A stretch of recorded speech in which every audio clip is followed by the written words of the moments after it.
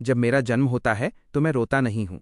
मिया को लगता है कि उसे एक बहुत ही सीधा साधा और बात मानने वाला बच्चा मिला है। हर दिन दूध पीने के बीच के समय में मेरा सबसे पसंदीदा काम छत को घूरना है। पहले तो मिया को लगता है कि उसका बच्चा बस शर्मीला और शांत है। उसे क्या पता कि मेरे बार बार खो जाने की वजह यह है कि मेरे दिमाग में एक सिस्टम इंटरफेस है जो मुझे लगातार आगे बढ़ने के लिए उकसाता रहता है। दूध की एक बॉटल पीने के बाद इंटरफेस दिखाता है कि मेरी एनर्जी बार फुल है, लेकिन तभी इंटरफेस पर एक नया अलर्ट आता है और मेरा ध्यान खींच लेता है। पहला इवोल्यूशन बदलाव अनलॉक हो गया। कृपया एक रास्ता चुनें। 3 ऑप्शन सामने आते हैं। हर एक देखने में काफी ठीक लगता है और मैं सोच में पड़ जाता हूँ। ऑप्शन 1, तेजी से विकास। इसमें बढ़ने की स्पीड 10% बढ़ जाती है, लेकिन ये मुझे कुछ खास नहीं लगता। ऑप्शन 2 और 3 दोनों बेसिक पावर्स बढ़ाते हैं और तुरंत ये तय करना मुश्किल है कि कौन सा मेरे लिए बेहतर है। सिर्फ उनके नामों से ही साफ है कि वे 2 अलग रास्तों की तरफ ले जाते हैं। 3 सेकंड तक सोचने के बाद मैं अपने पिछले जन्म के बारे में सोचता हूँ, जब मैं एक कंटेंट ब्लॉगर था और फॉलोअर्स हमेशा नई पोस्ट मांगते रहते थे। सुबह 3 बजे तक जागना मेरी आदत बन गई थी, जिसकी वजह से मेरा शरीर बिल्कुल थककर चूर हो गया था। तब मुझे समझ आया कि एक मजबूत और हेल्दी शरीर ही सब कुछ है। इसलिए मैं अपना दिमाग इंटरफेस पर लगाता हूँ और ह्यूमन बीस्ट वाला रास्ता चुनता हूँ। मेरा फिजिक लेवल बढ़कर 2 हो जाता है और मुझे तुरंत अपने शरीर में बदलाव महसूस होने लगता है। मेरी सांसें गहरी और स्थिर हो जाती हैं। मेरा दिमाग तेज हो जाता है, सुस्ती गायब हो जाती है और फिर मेरे पेट से जोर जोर से आवाज आने लगती है। लेकिन जो चीज़ मुझे सबसे ज्यादा हैरान करती है वो है मेरी आंखों की रोशनी। अब मैं कमरे के दूसरी तरफ टीवी पर चल रही खबरों को साफ साफ देख सकता हूँ। मैं फटी आंखों से स्क्रीन को देखता हूँ और बिना सोचे अपनी छोटी सी मुट्ठी अपने मुंह में डाल लेता हूँ और मजे से उसे चबाने लगता हूँ। लेकिन जैसे ही मैं पूरी तरह टीवी में खो जाता हूँ, स्क्रीन बंद हो जाती है। मिया ने इसे बंद कर दिया है। वो मेरी गीली उंगलियां भी मेरे मुंह से निकाल देती है। वो हैरान है। भला 1 हफ्ते का बच्चा टीवी कैसे देख सकता है? वो मुझे ध्यान से देखती है और उसे महसूस होता है कि मेरी आंखें काफी तेज और अलर्ट हैं। वो मुझे उठाती है और स्क्रीन से दूर ले जाती है और कहती है, बच्चों के लिए टीवी नहीं, इससे तुम्हारी आंखें खराब हो जाएंगी। अंदर ही अंदर मैं चिल्ला रहा हूं, मुझे देखना है, मेरी आंखें बिल्कुल ठीक हैं। मिया को लगा था कि मना करने पर मैं रोने लगूंगा, लेकिन मैं बस मुंह बना लेता हूं। खुश होकर वो नीचे झुकती है और मेरे गाल पर एक बड़ा सा किस करती है। मैं अपना चेहरा दूसरी तरफ घुमा लेता हूं। 17 साल के दिमाग के साथ मैं इस तरह के प्यार दुलार में थोड़ा अजीब महसूस करता हूं। लेकिन मिया को लगता है कि मैं और प्यार चाहता हूं और वो और भी एक्साइटेड हो जाती है। क्या मेरे बच्चे को दूसरे गाल पर भी किस चाहिए? और वो दोबारा कोशिश करती है। तभी मुझे तेज भूख लगती है। मैं अपना मुंह खोलता हूं और दिखाने के लिए 2 बार रोता हूं, फिर चुप होकर इंतजार करने लगता हूं जब तक मिया दूध तैयार करती है। पिछले कुछ दिनों में मिया और मेरे बीच एक सिस्टम बन गया है। बिना आंसू के रोने का मतलब है कि मुझे भूख लगी है। अगर मुझे डायपर बदलवाना है तो मैं डायपर खींचते हुए रोता हूं। एक बच्चा जो अपनी जरूरतें इतने साफ तरीके से बता सके, उससे न केवल सबका कन्फ्यूजन दूर होता है बल्कि माँ के लिए भी काम आसान हो जाता है। मिया मजे से दूध मिलाती है। काश कोको को पालना भी इतना ही आसान होता। उस नाम को सुनते ही मेरे गाल थोड़े फड़कते हैं और मेरा चेहरा थोड़ा अजीब हो जाता है। मिया मुस्कुराते हुए बॉटल मेरे हाथ में देती है। क्यों छोटे, अपनी बहन का नाम सुनकर ऐसा चेहरा क्यों बनाया? कुछ नहीं, और निप्पल पर पकड़ बना लेता हूं। देखते ही देखते बॉटल खाली हो जाती है, लेकिन मेरा पेट अभी भी नहीं भरा। मैं अपने मुंह को थपथपाता हूं और एक बार फिर रोता हूं। दूसरी बॉटल भी एक बार में गटकने के बाद ही मैं दूध वाली एक संतुष्ट डकार लेता हूं। जैसे जैसे मेरी भूख बढ़ रही है, एनर्जी बार हर दिन 2% की रफ्तार से चढ़ रहा है। इस हिसाब से 1 महीने के अंदर मेरा दूसरा बदलाव हो जाना चाहिए। तभी 7 या 8 साल की एक लड़की उछलती हुई दरवाजे से अंदर आती है। उसकी स्कूल ड्रेस की स्कर्ट पूरी तरह मुड़ी तुड़ी है। उसके सफ़ेद मोजे मिट्टी में सने हुए हैं और उसने लाल रंग के छोटे चमड़े के जूते पहने हैं जो हर कदम के साथ फर्श पर तेज आवाज कर रहे हैं। मिया उसे एक नज़र देखती है और घूरती है। तुमने इस बार किस क्लासमेट के साथ लड़ाई की? लड़की गर्व से अपनी ठुड्डी ऊपर उठाती है। आज तो मैंने तरक्की की है, मैंने अकेले 2 लोगों से मुकाबला किया। मिया वापस किचन में काम करने चली जाती है और पूरे समय अपनी बेटी को डांटती रहती है। कोको गुस्से में मुंह बनाती है पर कुछ बोलती नहीं। उसकी आंखें कमरे में इधर उधर घूम रही हैं। फिर उसकी नज़र मुझ पर पड़ती है जो उसे घूर रहा है। मैं मुस्कुरा रहा हूं, लेकिन ये मुस्कुराहट ऐसी है जिसमें थोड़ा मजाक उड़ाने जैसा भाव है। वो एक छोटी सी हंसी हंसती है, अपने नन्हे दांत दिखाती है और फिर मुझे मुक्का दिखाती है जो साफ इशारा था कि मैं उससे दूर ही रहूं। तभी मार्कस अंदर आता है। वो मुझे उठाने के लिए बढ़ता है, लेकिन मिया को उसके शरीर से सिगरेट की बदबू आती है और वो अपनी नाक सिकोड़ लेती है। कोई और रास्ता न देख वो अपनी आस्तीनें ऊपर चढ़ाता है और मदद के लिए किचन में चला जाता है। थोड़ी ही देर में पूरा परिवार रात के खाने के लिए एक साथ बैठता है। खाने के बीच में मार्क्स फ्रिज खोलता है और फ्रीजर से कुछ छोटी चीजें निकालता है जो कैंडी जैसी दिखती हैं। मुझे लगा कि ये बिल्लियों के लिए कुछ मजेदार खाने का है, लेकिन मार्क्स एक टुकड़ा मिया के कटोरे में, एक कोको के कटोरे में, एक बिल्ली के बर्तन में और एक अपने खुद के कटोरे में डाल देता है। सबको एक एक पीस। कोको विरोध में अपने चॉपस्टिक्स नीचे पटक देती है। मैं ये नहीं खा रही, इसका स्वाद बहुत गंदा है। तुम्हें ये हफ्ते में बस एक बार मिलता है और तुम शिकायत कर रही हो। तुम्हें क्या लगता है कि इसके बिना तुम वो लड़ाइयाँ जीत पाती? कोको एक पल के लिए रुकती है और मार्क्स की बात सुनती है। वो दुविधा में अपनी नाक से कोड़ती है। फिर वो अपनी आंखें कसकर बंद करती है और उसे जबरदस्ती निगल लेती है। मैं ये जानने के लिए बेताब हूं कि वो कैंडी जैसी चीज आखिर है क्या। बाद में जब मैं मार्क्स और मिया को बात करते हुए सुनता हूं, तब मुझे पता चलता है कि इसे क्रिस्टल बी जेली कहते हैं। वे ऐसे शब्दों का इस्तेमाल करते हैं जो मुझे अभी पूरी तरह समझ नहीं आते, और मैं अपना चौंका हुआ चेहरा छिपाने के लिए अपनी बोतल ऊंची कर लेता हूं। ऐसा लगता है कि ये दुनिया मेरी सोच से कहीं ज्यादा रहस्यों से भरी है। 1 महीना बीत जाता है। मैं देखता हूं कि एनर्जी बार फुल हो गया है और मेरा दूसरा बदलाव शुरू होता है। फिर से 3 ऑप्शन मिलते हैं। इस बार मैं साई फॉर्म वाला रास्ता चुनता हूं। जैसे ही मेरी दिमागी ताकत 1 पॉइंट बढ़ती है, मुझे महसूस होता है कि मेरे आसपास समय धीमा हो गया है। नहीं, असल में मेरी खुद की सोचने की क्षमता अचानक बहुत तेज हो गई है। पिछले 1 महीने की सारी यादें बिजली की रफ्तार से मेरे दिमाग में कौंध जाती हैं। मैं अभी भी ये समझने की कोशिश कर रहा हूं कि क्या बदला है। तभी मिया मुझे गोद में उठाती है और फर्श पर बिछे एक बड़े लाल कपड़े पर बिठा देती है। वो कपड़ा तरह तरह की छोटी चीजों से भरा हुआ है। परंपरा के अनुसार बच्चे के पहले महीने पर एक रस्म होती है जिसमें बच्चा कुछ सामान पकड़ता है। बच्चा जिस चीज को भी हाथ लगाता है, माना जाता है कि वो उसके भविष्य के करियर को बताएगा। मैं कपड़े पर घुटनों के बल बैठ जाता हूं, इस इरादे से कि कुछ भी पकड़ लूं और इसे खत्म करूं। तभी सिस्टम इंटरफेस एक नया हिस्सा शुरू करता है जिसे क्लास इंटरफेस कहते हैं। जब मैं कपड़े पर रखी चीजों को दोबारा देखता हूं, तो हर चीज के ऊपर एक करियर लेबल तैरता हुआ दिखता है। सबसे पहले एक कीबोर्ड पैनल। इंटरफेस इसे कंटेंट ब्लॉगर बताता है, जिसमें कम पैसा है, काम के बोझ से थकने और मौत का भारी खतरा है और अपडेट मांगने वाले फॉलोअर्स से लगातार परेशानी मिलेगी। मैं कीबोर्ड को दूर धकेल देता हूं और बाकी सामान को देखता हूं। वहां हर तरह के ऑप्शन मौजूद हैं, जिनमें से कुछ तो बहुत ही खतरनाक हैं। मैं कपड़े के एक छोर से दूसरे छोर तक रेंगता हूं। जब तक मेरी आंखें 3 चीजों पर नहीं टिकती, मैं ढूंढना जारी रखता हूं: स्नाइपर, एक्सप्लोरर और स्ट्राइकर। जैसे ही ये तीनों क्लास मेरे दिमाग में आती हैं, मैं अपने ह्यूमन बीस्ट वाले बदलाव के बारे में सोचता हूं। केवल एक स्ट्राइकर बनकर और लड़ाई की कला में माहिर होकर ही मैं अपने शरीर की ताकत का सबसे अच्छा इस्तेमाल कर सकता हूं। इसलिए मैं अपने चारों हाथ पैरों के बल रेंगते हुए बॉक्सिंग ग्लव, मुक्केबाजी के दस्ताने के पास जाता हूं और उसे अपनी बाहों में खींच लेता हूं। मैं एक प्यारी सी मुस्कान देता हूं। तभी क्लास इंटरफेस सामने आता है। प्राइमरी क्लास स्ट्राइकर लोड हो गया है। क्लास इंटरफेस अभी खाली है, लेकिन अंदर ही अंदर मैं बहुत एक्साइटेड हूं। अब तक मेरे पास आगे बढ़ने का एक ही तरीका था: बहुत सारा खाना खाना। लेकिन एक बच्चे के पेट की भी अपनी सीमा होती है। इसका मतलब था कि मैं महीने में ज्यादा से ज्यादा एक ही बार खुद को बदल सकता था। अब इस क्लास इंटरफेस के साथ मैं स्किल्स भी सीख सकता हूं, यानी विकास और मेहनत दोनों साथ साथ। ये सोचकर ही मैं मुस्कुराने लगता हूं। रस्म के बाद मैं ये समझने की कोशिश करता हूं कि क्लास स्किल्स कैसे हासिल की जाएं। स्ट्राइकर की ट्रेनिंग के लिए तो मुझे तब तक इंतजार करना होगा जब तक मैं ठीक से भागने और कूदने न लगूं।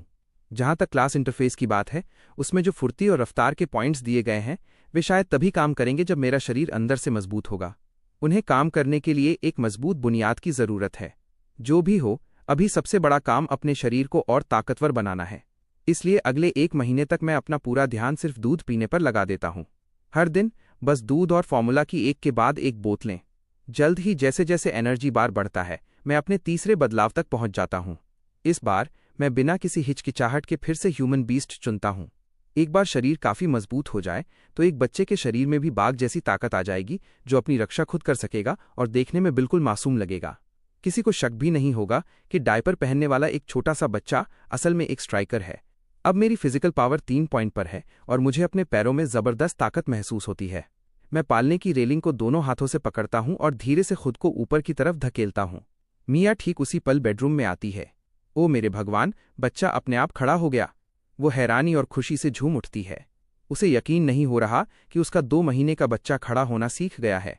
कितना होशियार है, वो चिल्लाती है और मुझे पकड़ने के लिए हाथ आगे बढ़ाती है ताकि मैं गिर न जाऊं।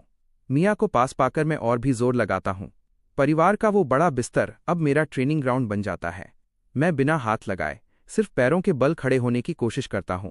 करीब दर्जन भर बार गिरने के बाद मैं डगमगाते हुए खड़ा रहने में कामयाब हो जाता हूँ।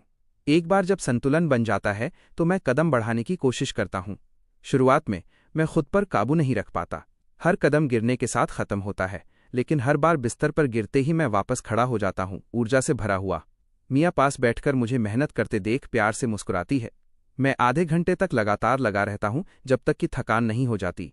जब मेरी ताकत 45% तक गिर जाती है तो मैं बिस्तर पर ढेर हो जाता हूँ और कुछ ही सेकंड में गहरी नींद में सो जाता है।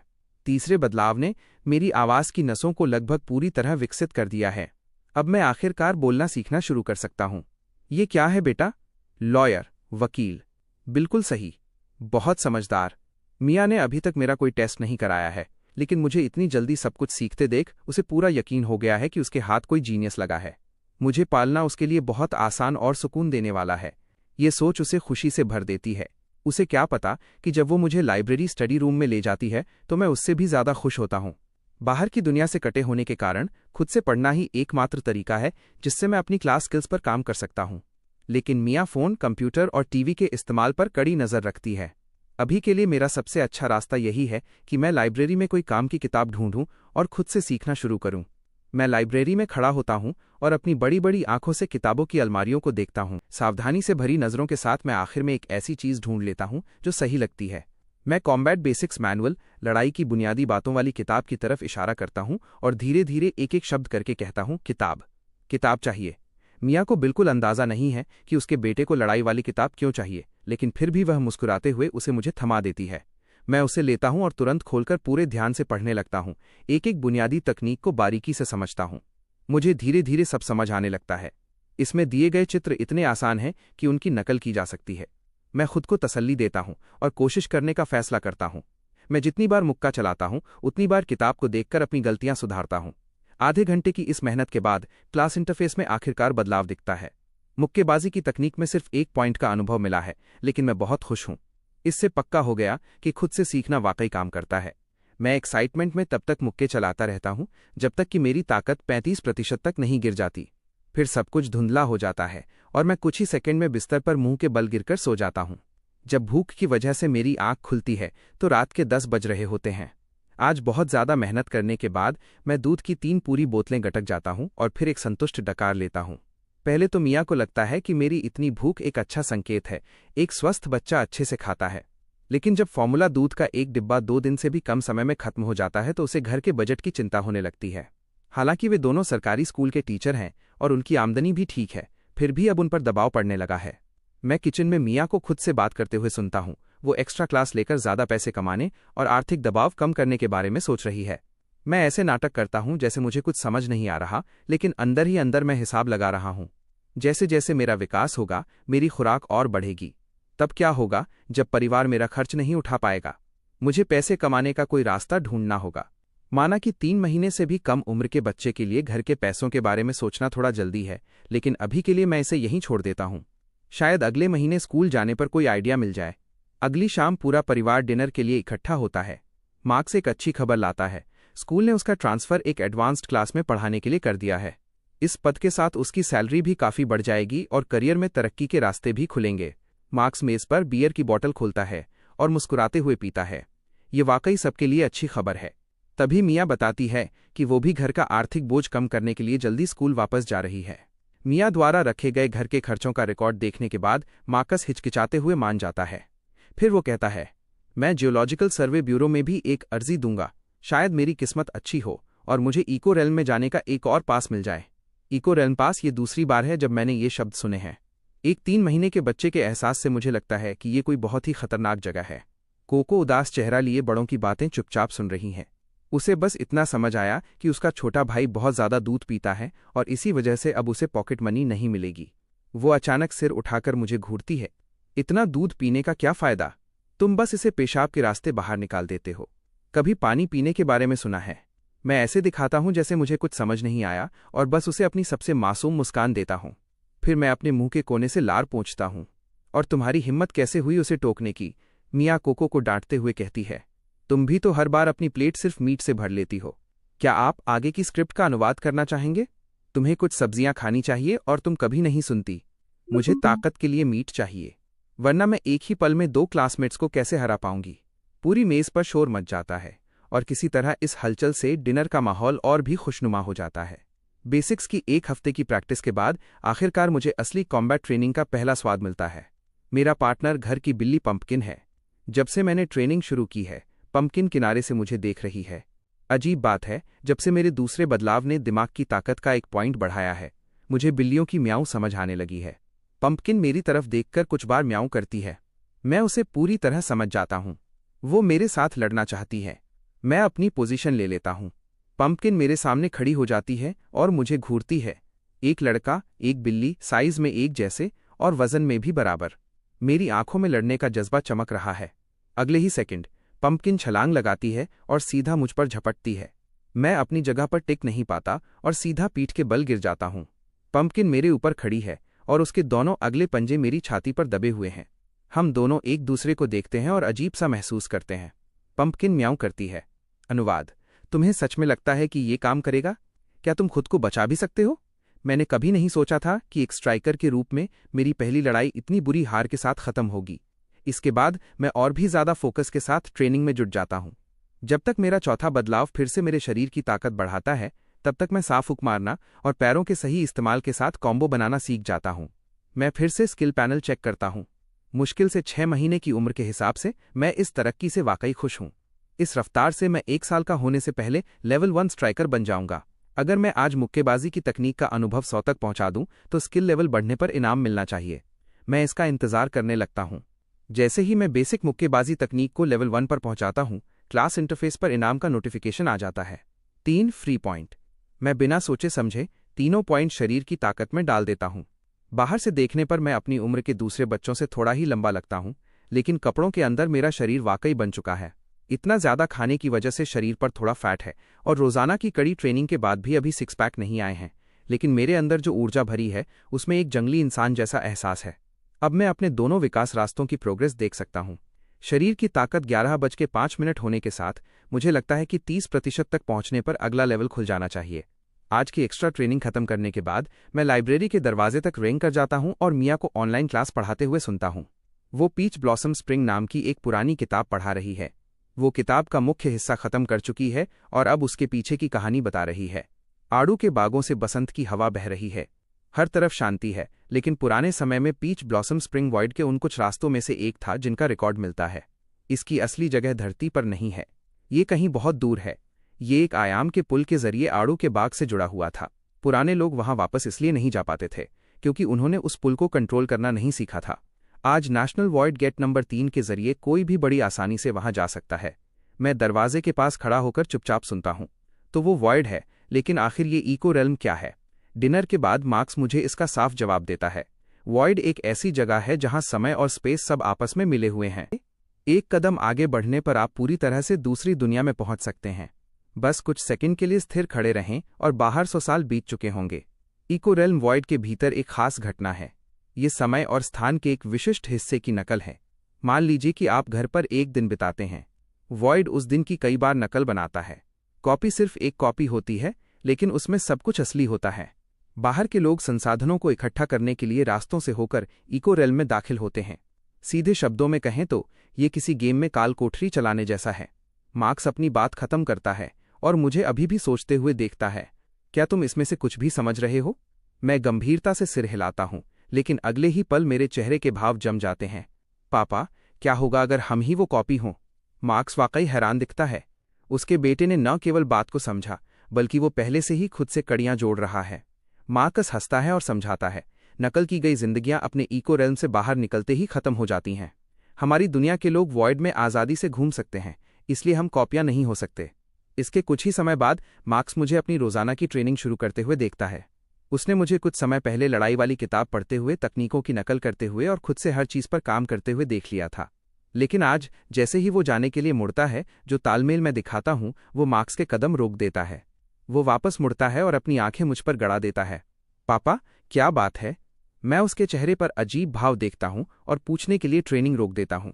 कुछ नहीं, मार्कस कहता है, उसकी मुस्कान थोड़ी खिंची हुई है। तुम तकनीकों को बहुत तेजी से सीख रहे हो। फिर वो सिर हिलाता है जैसे कोई फैसला कर रहा हो। कल से तुम्हारी बहन के स्कूल से घर आने के बाद मैं तुम दोनों को साथ में ट्रेनिंग दूंगा। मैं बहुत खुश हूं। आखिर मार्क्स पेशे से एक पीई फिजिकल एजुकेशन टीचर है। दूसरी ओर कोको बिल्कुल भी उत्साहित नहीं दिखती।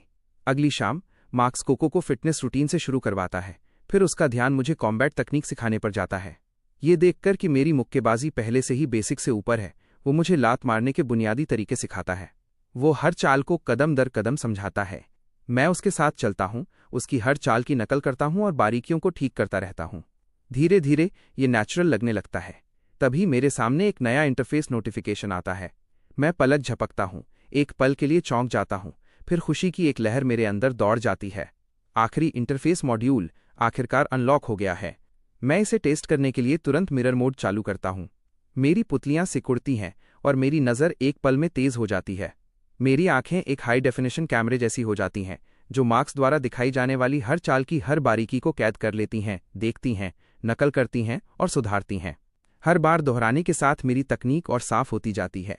मार्कस को महसूस होने लगता है कि उसके बेटे में कुछ तो अलग है। अभी कुछ ही देर पहले उसके बेटे को सुधार की जरूरत थी, यहाँ वहाँ छोटे बदलाव चाहिए थे। अब अचानक उसकी हर चाल बिल्कुल सटीक है। अपने असाधारण प्रतिभाशाली बेटे को देखकर मार्कस एक शांत आह भरता है। जब उसने और मिया ने दूसरे बच्चे का फैसला किया था तो उन्होंने बस एक शांत बच्चे की उम्मीद की थी। कोको जैसा बिल्कुल नहीं। इसके बजाय उन्हें एक पैदाइशी जीनियस मिल गया। 1 महीने में पूरी तरह विकसित नज़र, रेंगना, खड़ा होना, चलना, सब अपने आप। 2 महीने तक बोलना भी शुरू कर दिया। 3 महीने तक दौड़ना, कूदना और खुद से कॉम्बैट तकनीक सीखना। Marks national prodigy development act को देखता है और माता पिता को दिए जाने वाले 10 मिलियन युआन के सपोर्ट ग्रांट को पढ़ता है। उसका दिमाग चलने लगता है।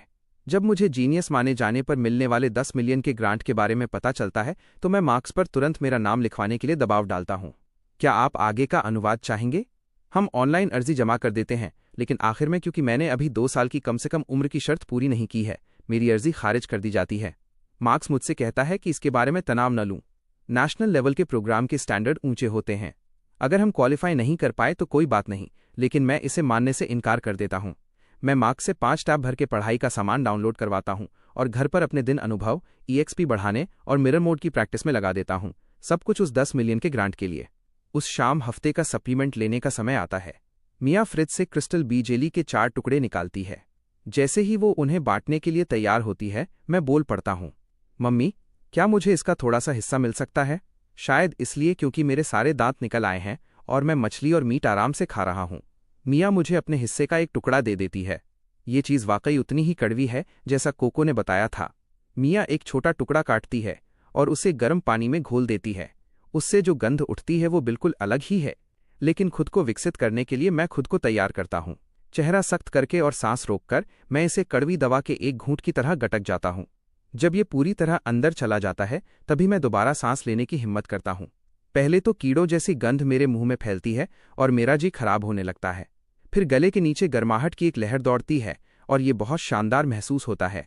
इंटरफेस मुझे एनर्जी बार बढ़ने का अलर्ट देता है और वो नंबर मुझे चौंका देता है। क्रिस्टल बी जेली का एक पूरा टुकड़ा 10 ग्राम का होता है।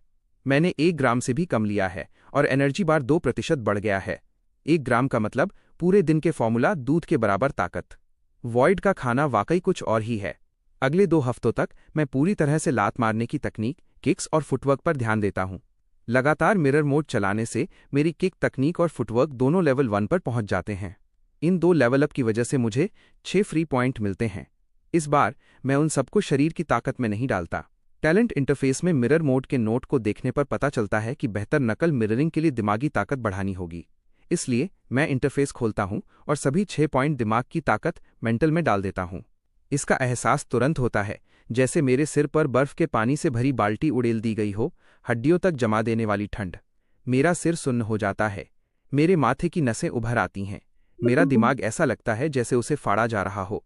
लेकिन जब मैं अपनी आंखें दोबारा खोलता हूं तो पूरी दुनिया और भी साफ नजर आती है। मैं टेस्ट के तौर पर मिरर मोड चालू करता हूं।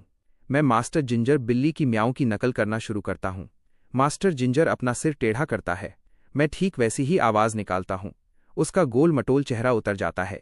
उसके हाव भाव सब कह देते हैं, ये 2 पैरों वाला जीव मेरी आवाज की नकल कर रहा है और ये बिल्कुल भी अच्छा नहीं है।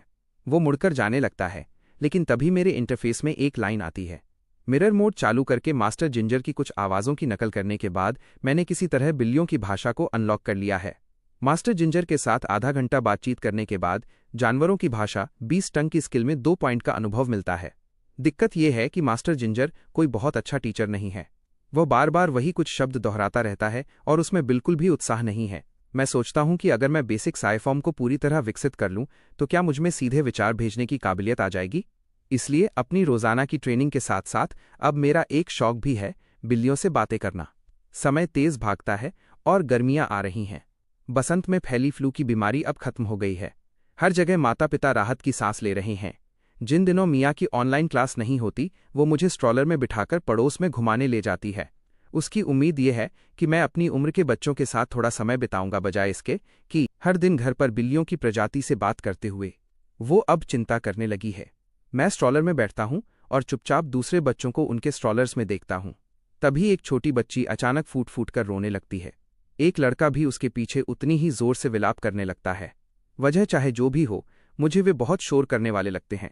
कुछ माताओं का ध्यान मुझ पर जाता है जो मैं शांति से बैठा हूं। न रोना, न नखरे करना, यहां तक कि अपनी उंगलियां भी नहीं चबाना। वे मिया की तारीफ करती हैं। आपका बच्चा बहुत ही सलीके वाला और समझदार है। अगर मेरा बच्चा ऐसा होता तो मैं हर रात मुस्कुराते हुए सोती। मिया का चेहरा चमक उठता है। हर माता पिता को अपने बच्चे की तारीफ सुनना पसंद है। उसने मुझसे कहा था कि बाहर शांत रहना और बोलना नहीं, वरना लोगों का रिएक्शन और भी ज्यादा हैरान करने वाला हो सकता था। तभी एक माँ बोलती है, इस बच्चे की आंखें बहुत तेज लगती हैं। क्या आपने इसकी बुद्धि, इंटेलिजेंस की जांच करवाई है? ये एक पैदाइशी जीनियस हो सकता है। आप बिल्कुल सही कह रही हैं। मैंने पढ़ा है कि कई जीनियस बच्चे 1 या 2 साल की उम्र में ही संकेत देने लगते हैं। ये सुनकर मिया घबराहट में उन्हें मना कर देती है। वो अभी भी सोच ही रही है कि क्या कहे, तभी उनमें से एक माँ स्ट्रॉलर के पास आती है। वो अपनी एक उंगली ऊपर उठाती है और एक प्यारी मुस्कान के साथ पूछती है, ये कितने हैं? सही जवाब दो तो आंटी तुम्हें कैंडी देंगी। हर कोई मेरे जवाब का इंतजार करता है। आखिरकार मुश्किल से 6 महीने के बच्चे के लिए सवाल समझना और कुछ शब्द भी कह देना असाधारण बुद्धि का काफी बड़ा सबूत होता। मैं उस जिज्ञासु भीड़ को पूरी तरह से अनदेखा कर देता हूं और अपना चेहरा फूलों की क्यारी के पास दुबकी एक आवारा बिल्ली की तरफ घुमा लेता हूं। एक्साइटेड होकर मैं उसे पुकारता हूं। सारी माताओं की नजरें एक साथ निराशा में डूब जाती हैं। दूसरी ओर मिया चैन की सांस लेती है। वो आवारा बिल्ली आवाज सुनकर सिर घुमाती है। उसे कुछ काम का नहीं लगता और वो भाग जाती है। फिर भी इस पड़ोस में आवारा बिल्लियों की कोई कमी नहीं है। अगली बार जब मौका मिलेगा तो मैं बातचीत शुरू करूंगा और अपनी जानवरों की भाषा 20 टंग का अनुभव बढ़ाऊंगा। उन 6 मेंटल पॉइंट्स को जोड़ने के बाद से अब मैं पूरी तरह से वीडियो ट्यूटोरियल के जरिए सीख सकता हूं और बाकी बची कॉम्बैट तकनीकों की खुद से प्रैक्टिस कर सकता हूं। स्ट्राइकर क्लास को लेवल अप होने के लिए बस 21% अनुभव और चाहिए। मुझे उत्साह महसूस हो रहा है। मैं ये जानने के लिए इंतजार नहीं कर सकता कि अगले लेवल पर क्या इनाम और फायदे मिलेंगे। आने वाले दिनों में मैं दिन में 3 ट्रेनिंग सेशन जारी रखता हूं और इंटरफेस के नंबर्स पर लगातार नजर रखता हूं। 2 हफ्ते बाद धड़कते दिल के साथ मैं क्लास इंटरफेस खोलता हूं। वहां पूछा जाता है कि क्या मैं आगे बढ़ना चाहता हूं। मैं बिना किसी हिचकिचाहट के हाँ चुनता हूं। जब इंटरफेस वापस फोकस में आता है तो इस पहले क्लास लेवल अप के इनाम मेरी उम्मीद से कहीं ज्यादा शानदार हैं। स्ट्राइकर की खास खूबी कमजोर बिंदु पर हमला, वीक पॉइंट स्ट्राइक के बारे में पढ़कर मेरी उंगलियों में कुछ कर दिखाने की बेचैनी होने लगती है। मुझे लगता है कि अब मेरे पास पंपकिन का मुकाबला करने का बराबर का मौका है। मैं इनाम में मिले सभी 10 पॉइंट्स को शरीर की ताकत में डाल देता हूं। पहले मुझे अपने अंदर से शक्ति का एक विस्फोट महसूस होता है। फिर मेरी बाहें काफी मोटी हो जाती हैं। हल्की सी हरकत करने पर भी डोले, बाइसेप्स उभर आते हैं। मेरा दिमाग साफ हो जाता है और हर चीज तेज दिखने लगती है। महीनों की ट्रेनिंग और पढ़ाई बिल्कुल सही क्रम में दिमाग में कौंध जाती है। इतनी अच्छी स्थिति में मुझे पंपकिन को ढूंढना होगा और पिछला हिसाब बराबर करना होगा, लेकिन पंपकिन बस जम्हाई लेती है। उसका अंदाज बिल्कुल भी स्वागत करने वाला नहीं है। मैं वहां खड़ा होता हूं और एक अजीब सी मुस्कान देता हूं। पंपकिन, चलो मुकाबला करते हैं। पंपकिन थोड़ा सा हिलती है। उसके मुंह का कोना ऐसे मुड़ता है जैसे वो ठंडी मुस्कान दे रही हो। मुझे कुछ बुरा होने का एहसास होता है। क्या ये बिल्ली नींद से जगाए जाने की वजह से चिड़चिड़ी है? अगले ही पल पंपकिन एक आवाज निकालती है और धुंधली होकर गायब हो जाती है।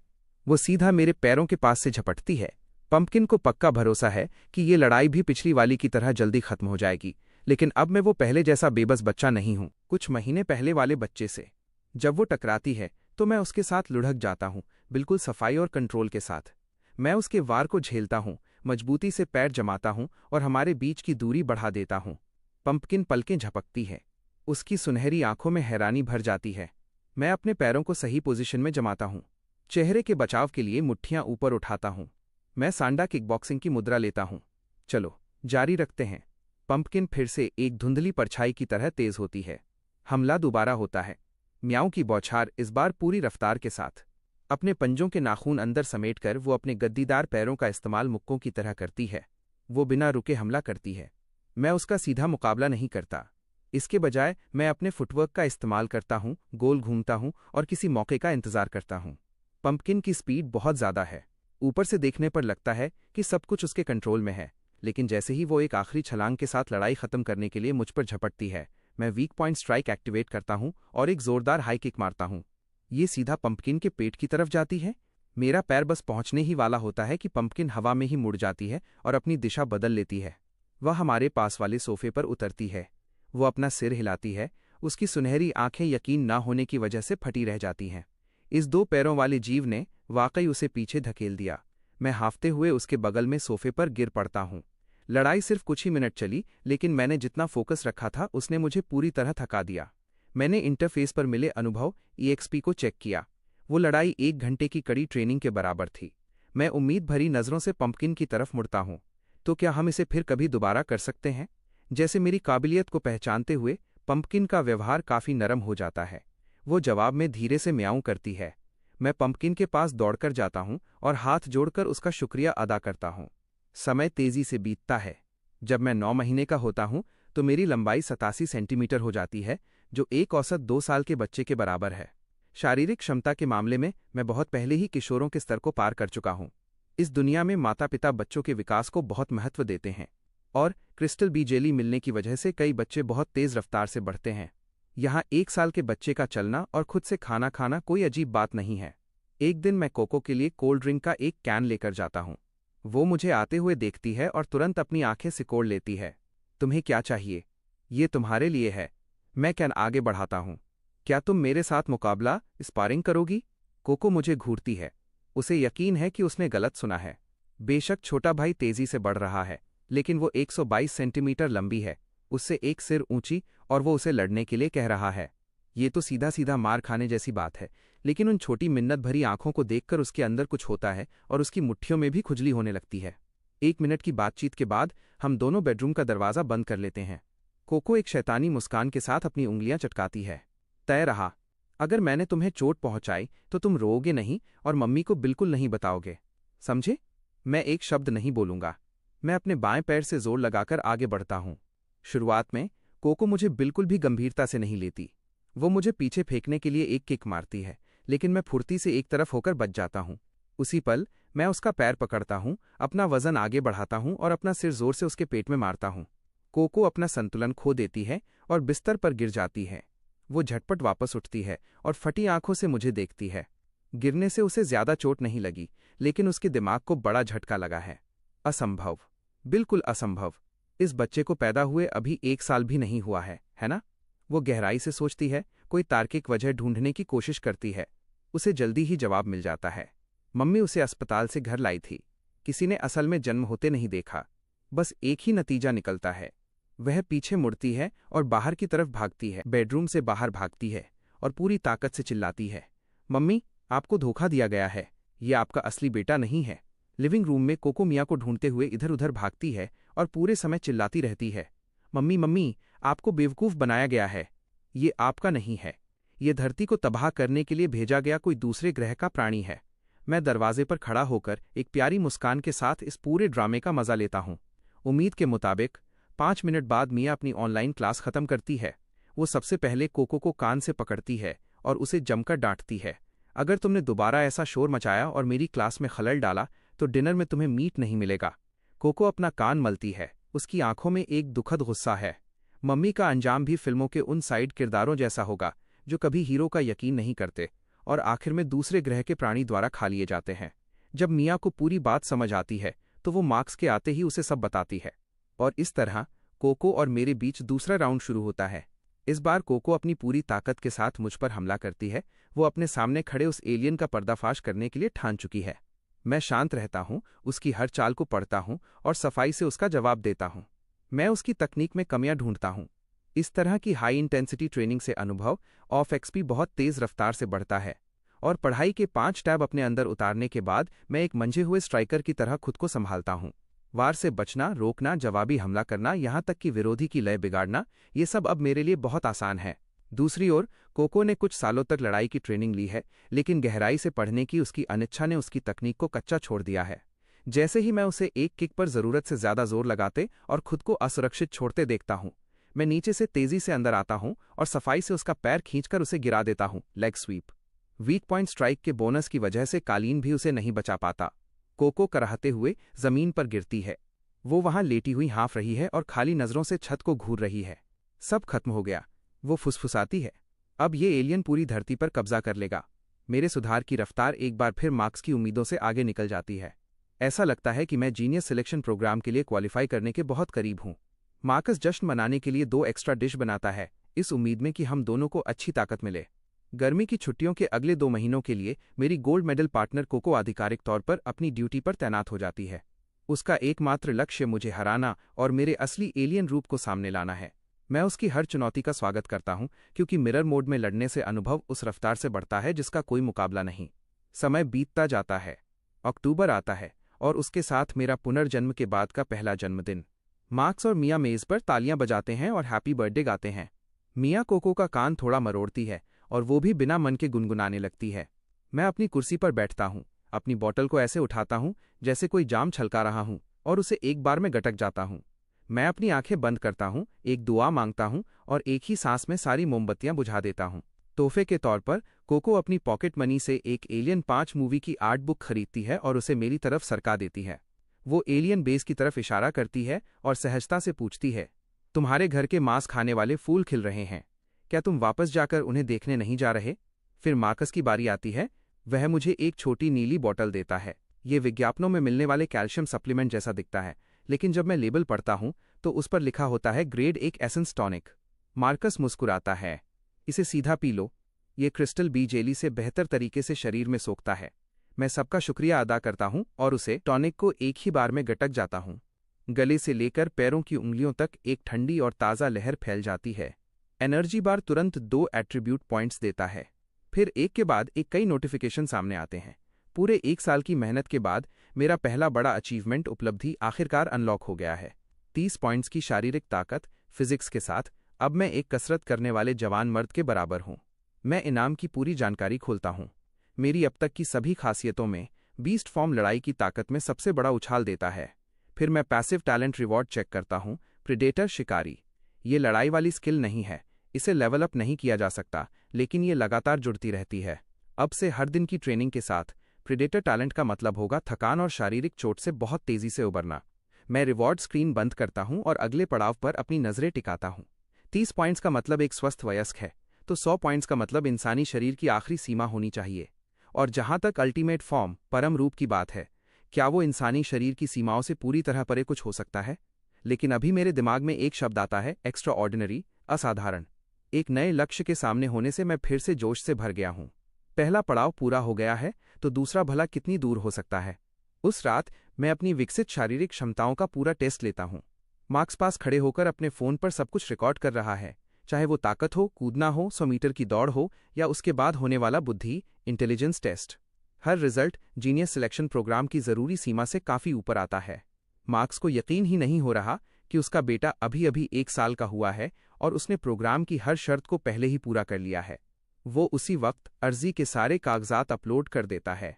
हम मिया को बुलाते हैं और उसे बताते हैं कि अर्जी जमा हो गई है। पूरा परिवार बड़े सुकून और उम्मीद के साथ सरकारी जवाब का इंतजार करने लगता है।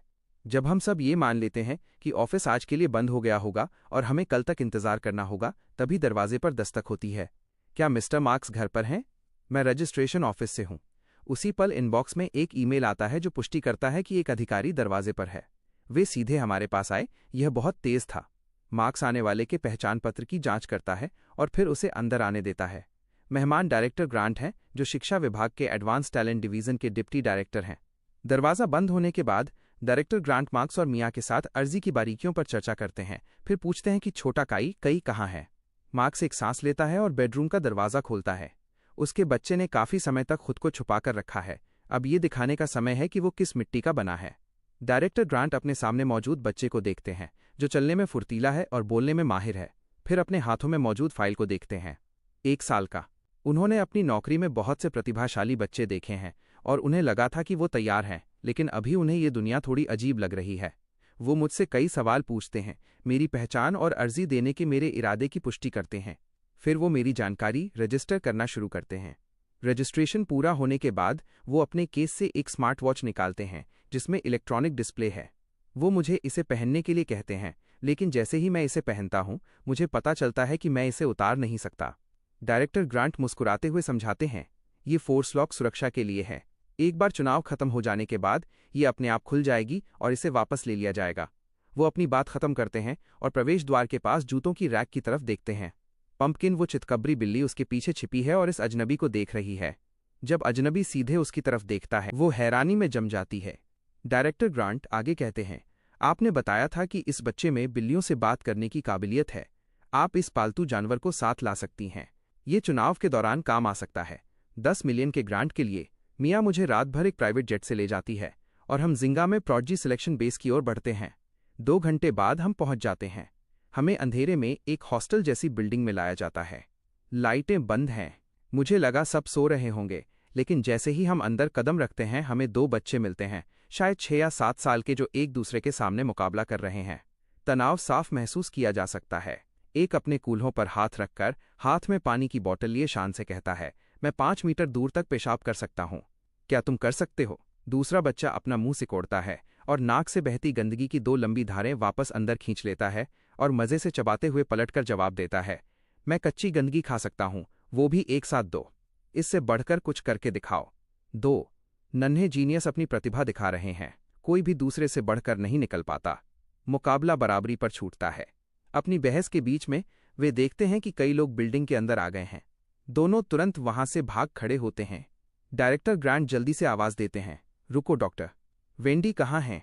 जवाब आता है कि कहीं बाहर गई हैं, और इससे पहले कि वाक्य पूरा होता, वे गायब हो जाते हैं। मैं अपने आसपास का जायजा लेता हूं। बाहरी घेरा एक मिलिट्री बेस है। अंदर का हिस्सा प्रोडजी सिलेक्शन बेस है। एक मिलिट्री ठिकाने के अंदर सिलेक्शन फैसिलिटी बनाना बाहरी खतरों को रोकने का एक स्मार्ट तरीका है।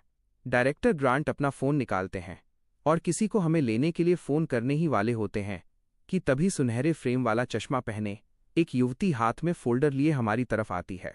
वो पास आकर डायरेक्टर ग्रांट का अभिवादन करती है। डायरेक्टर ग्रांट, इस बार आप बेस के लिए काफी बड़ा सरप्राइज लाए हैं। प्रोडजी प्रोग्राम के 15 सालों में आज पहली बार हमने ऐसा आवेदक देखा है जो अभी अभी 1 साल का हुआ है। डायरेक्टर ग्रांट जल्दी से उनसे हाथ मिलाते हैं। डॉक्टर वेंडी, आप बहुत दयालु हैं, लेकिन ये बच्चा वाकई कुछ अलग है। ऐसा है क्या? तो फिर मैं बहुत करीब से देखूंगी। डॉक्टर वेंडी की नज़र मुझ पर पड़ती है। मैं ऊपर देखता हूं और उनके कोट पर लगे नाम वाले टैग को पढ़ता हूं। Doctor Wendy, institute for extraordinary trades. Doctor Wendy Mia से कुछ बातें करती हैं, फिर मेरी तरफ मुड़ती हैं। क्या तुम्हें किसी चीज की जरूरत है काई? वो देखती हैं कि मैं अभी भी उनके नाम के टैग को घूर रहा हूं। वो हंसती हैं। दूध पीना है? सॉरी, मेरे पास नहीं है, मैं सीधा जवाब देता हूं। अब मैं नॉर्मल खाना खाता हूं। वो मुझे आसानी से गोद में उठा लेती हैं और मेरे गाल खींचती हैं। गालों की कोमलता से संतुष्ट होकर वो मिया की तरफ देखती हैं। ये बहुत प्यारा है। क्या मैं इसे किस कर सकती हूं? बेशक, बिल्कुल कीजिए। उसे ये सब बहुत पसंद है। पसंद है? कब से? किसने बिल्कुल कीजिए की इजाजत दी? इससे पहले कि मैं विरोध कर पाता। डॉक्टर वेंडी मेरे चेहरे पर कई किस कर देती हैं और मेरा चेहरा लिपस्टिक के निशानों से भर जाता है। डॉक्टर वेंडी फिर हमें हमारे कमरे तक ले जाती हैं। ये पूरी सुविधाओं वाला एक अपार्टमेंट है जो घर जैसा ही आरामदायक है। थोड़ा आराम कर लो। जांच की प्रक्रिया कल से शुरू होगी। वो मिया को एक एक्सेस कार्ड देती हैं और चली जाती हैं। हम अभी ठीक से सेट भी नहीं हुए थे कि दरवाजे पर दस्तक होती है। मिया दरवाज़ा खोलती है और अवाक रह जाती है। दरवाजे पर 2-3 दर्जन बच्चे जमा हैं जो अंदर झांकने के लिए अपनी गर्दनें उचका रहे हैं। हमने सुना कि 1 साल का कोई अजूबा आया है। मिया आधी मुस्कुराती हुई और आधी परेशान होकर एक तरफ हट जाती है और मुझे अपने कॉम्पिटिटर्स से मिलने का इशारा करती है। मैं चलकर पास आता हूं, एक नज़र देखता हूं और कहता हूं, इतनी रात हो गई है, क्या तुम सब सोते नहीं हो? हम तो सो रहे थे जब तक इन दोनों ने सबको जगा नहीं दिया। उन्होंने 2 रिंग लीडर्स की तरफ इशारा किया, वही 5 मीटर दूर पेशाब करने वाला लड़का और गंदगी खाने वाला। ये देखकर कि उनसे बात करने वाला वाकई इतना छोटा है, वे एक्साइटमेंट में सवालों की बौछार कर देते हैं। क्या तुम कटी हुई पैंट पहनते हो या डायपर? क्या तुम भूख लगने पर रोते हो? क्या तुम लड़ते हो? अगर मैं तुम्हें मारूं तो क्या तुम अपनी मम्मी के लिए रोओगे? उस आखिरी सवाल ने मेरा ध्यान खींचा। मैंने सस्पेंडर्स पहने उस लड़के की तरफ देखा जिसने ये पूछा था, और उसे एक धीमी गहरी मुस्कान दी। तुम्हें पता चल जाएगा। अगली सुबह बेस हॉस्पिटल में मेरा ब्लड टेस्ट, यूरिन टेस्ट और बालों के सैंपल की जांच की गई। उनके पास जितनी भी प्रक्रियाएं थीं, मैं उन सब से गुजरा। फिर डॉक्टर वेंडी के निर्देशों के अनुसार मैंने स्मार्ट वॉच के साथ इंटरैक्ट किया और स्क्रीन पर एक जानकारी का बॉक्स पॉपअप हुआ। डॉक्टर वेंडी ने समझाया, पोटेंशियल स्कोर ही वो मुख्य पैमाना है जिससे तय होगा कि आप चुनाव पास करेंगे या नहीं। आप यहां जो भी कदम उठाएंगे वो असेसमेंट का हिस्सा है। हम उन बच्चों की तलाश कर रहे हैं जिनका पोटेंशियल स्कोर सबसे ज्यादा हो। मैंने ये दिखाने के लिए सिर हिलाया कि मैं समझ गया हूं। फिलहाल 126 उम्मीदवार इस चुनाव में हिस्सा ले रहे हैं। जैसे ही मैं अस्पताल से बाहर निकलता हूं, घड़ी में बीप की आवाज आती है। मैं अपनी कलाई उठाता हूं, मुझे पहले ही एक पॉइंट मिल गया है। डॉक्टर वेंडी ने बताया कि पोटेंशियल स्कोर एक खास टीम द्वारा तय किया जाता है। ज्यादा मत सोचो, बस यहां वैसे ही रहो और सीखो जैसे तुम नॉर्मल लाइफ में रहते हो। मैंने सिर हिलाया, समझ गया। अब मुझे पूरी तस्वीर साफ हो गई है। मेरा नॉर्मल रूटीन है खाना, सोना और अनुभव और एक्सपी बढ़ाना, तो मैं बस उन्हें देखने दूंगा। घड़ी फिर से बीप करती है। मैंने मान लिया था कि चुनाव में कोई परीक्षा, फिजिकल टेस्ट या शायद रिंग में लड़ाई होगी, लेकिन शेड्यूल में सबसे पहली चीज एक क्लास है। जब मैं विषय का नाम देखता हूं तो मैं तुरंत एक्साइटेड हो जाता हूं। आज का सबक है दिमाग की साधना, माइंड कल्टीवेशन। एक छोटी सी क्लास में सफेद बालों वाले टीचर दिमाग की साधना की बुनियादी बातें बताते हैं। कमरे में मौजूद चारों छात्र हाल ही में आए हैं और बाकी 3 पहले से ही जाने पहचाने चेहरे हैं। 5 मीटर पेशाब करने वाला लड़का, गंदगी खाने वाला और सस्पेंडर्स वाला लड़का। वे तीनों मुश्किल से ध्यान दे रहे हैं। हर थोड़ी देर में वे मुड़कर मुझे चढ़ाते हैं। ये इतना छोटा है, क्या इसे इसमें से कुछ भी समझ आ सकता है? गंदगी खाने वाला बुदबुदाता है। टीचर उसकी तरफ एक नज़र डालते हैं और अपनी बात जारी रखते हैं। दिमागी साधना की नींव मेडिटेशन, ध्यान है। एक खास कंपाउंड के साथ मिलकर मेडिटेशन के दौरान दिमाग शरीर से आज़ाद हो सकता है और ऊंचे आयामों की यात्रा कर सकता है। समझाने के बाद टीचर 4 शीशियां निकालते हैं, हम में से हर एक के लिए एक। मैं अपनी शीशी पर लगे लेबल को देखता हूं, उसे खोलता हूं और धीरे धीरे पीता हूं। ये वाकई काफी मीठा है। अगले ही पल मुझे खुद का वजन महसूस होना बंद हो जाता है, जैसे मेरा पूरा शरीर जमीन से ऊपर उठ गया हो। मेरी इंद्रियां धुंधली होने लगती हैं। टीचर के मार्गदर्शन के बाद मेरा होश बहने लगता है और मैं खुद को एक बहुत ही गहरे अंधेरे वाली जगह पर पाता हूं। इस मेडिटेटिव यात्रा में नियम सरल है, बस आगे बढ़ते रहो, रुको मत। ये सुनने में आसान लगता है, लेकिन कुछ समय बाद दबाव बढ़ने लगता है। ये आंखें बंद करके आगे बढ़ने जैसा है, ये जानते हुए भी कि रास्ते में कुछ नहीं है। बहुत दूर जाना सुनने से कहीं ज्यादा मुश्किल है। आप एक सीमा तक ही जा सकते हैं, जिसके बाद आंखें खोलने की इच्छा असहनीय हो जाती है। लेकिन अभी मैं गहरे ध्यान में हूं और मैं बस अपना रास्ता महसूस करते हुए आगे बढ़ सकता हूं। 8 मिनट बीतने पर 5 मीटर पेशाब करने वाला लड़का और गंदगी खाने वाला पसीने से तरबतर हैं और जोर जोर से सांस ले रहे हैं। वे मेडिटेशन से बाहर आ जाते हैं। सस्पेंडर्स वाला लड़का थोड़ा और टिकता है। 10 मिनट बाद वो अपनी आंखें